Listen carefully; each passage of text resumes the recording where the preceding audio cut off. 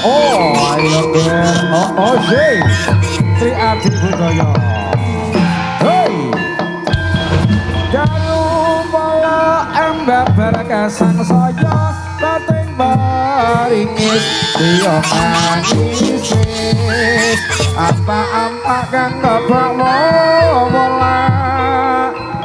tilulesan topo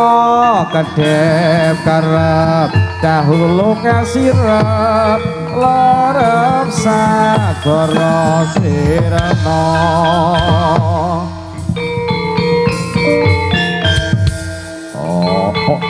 ayo ngerwas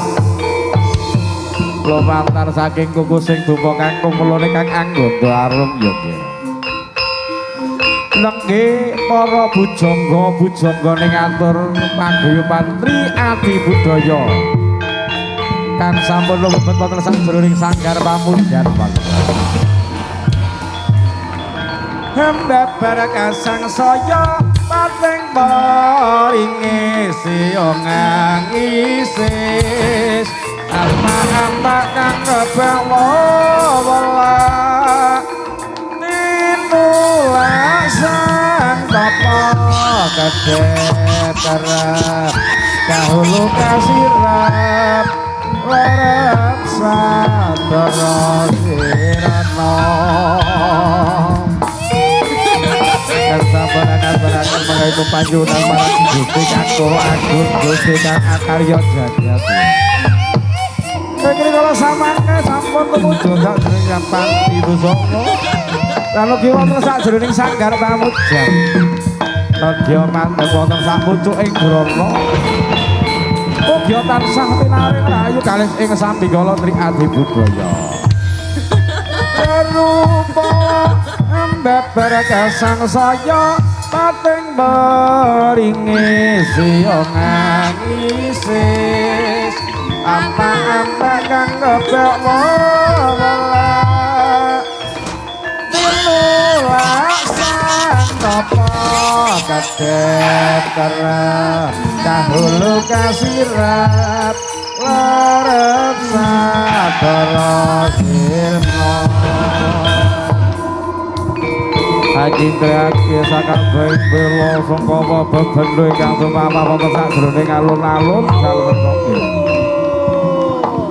Hanya kreke jin setan priprayangan iblis laknat ilu-ilu bangas pati lan uga sak pinunggalane yen ana dendemit.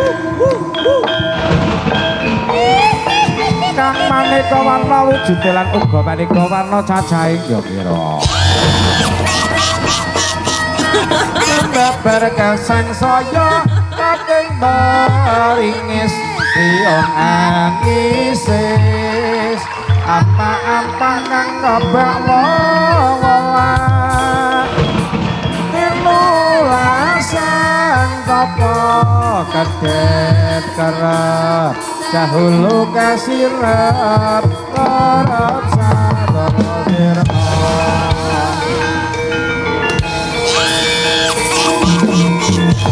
Sira lamun minggir gara sampe ya iki sira sirna sukertaning ati sirna sukertaning bumi sarwa sirna sukertaning alam hoi hoi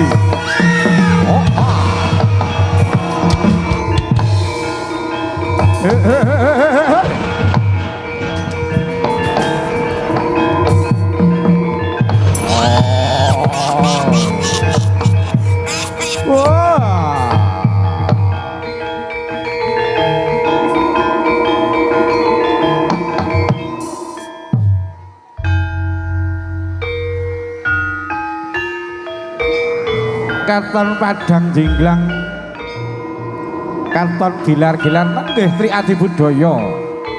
kang sepuh sampun ngayai jejeban wonten ing dalem mriku kepareng tumuju sajroning Panti Busana ingkang samangke badhe paring tengara dumateng sedaya para putra-putri nggih anggilnya badhe ngaturaken gladhen jejegetan dalem mriku tansah manggya rahayu kales ing sambikala